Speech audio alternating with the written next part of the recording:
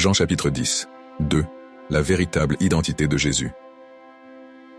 Il y eut alors la fête de la dédicace à Jérusalem. C'était l'hiver. Jésus allait et venait dans le temple sous le portique de Salomon. Les Juifs firent cercle autour de lui et lui dirent : « Jusqu'à quand vas-tu nous tenir en haleine ? Si tu es le Christ, dis-le-nous ouvertement. » Jésus leur répondit : « Je vous l'ai dit, et vous ne croyez pas. Les œuvres que je fais au nom de mon Père témoignent de moi. Mais vous ne croyez pas parce que vous n'êtes pas de mes brebis. Mes brebis écoutent ma voix, je les connais et elles me suivent. Je leur donne la vie éternelle. Elles ne périront jamais et nul ne les arrachera de ma main. Mon Père, quant à ce qu'il m'a donné, est plus grand que tous. Nul ne peut rien arracher de la main du Père. Moi et le Père, nous sommes un. » Les Juifs apportèrent de nouveau des pierres pour le lapider.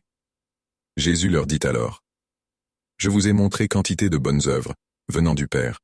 Pour laquelle de ces œuvres me lapidez-vous ? » Les Juifs lui répondirent : « Ce n'est pas pour une bonne œuvre que nous te lapidons, mais pour un blasphème, et parce que toi, n'étant qu'un homme, tu te fais Dieu. » Jésus leur répondit : « N'est-il pas écrit dans votre loi ? J'ai dit : vous êtes des dieux. » Alors qu'elle a appelé Dieu ceux à qui la parole de Dieu fut adressée, et l'écriture ne peut être récusée, à celui que le Père a consacré et envoyé dans le monde.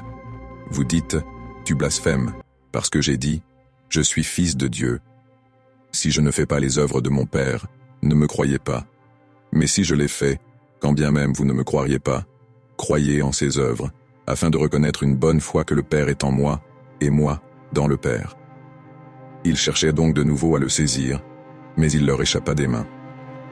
De nouveau il s'en alla au-delà du Jourdain, au lieu où Jean avait d'abord baptisé, et il y demeura.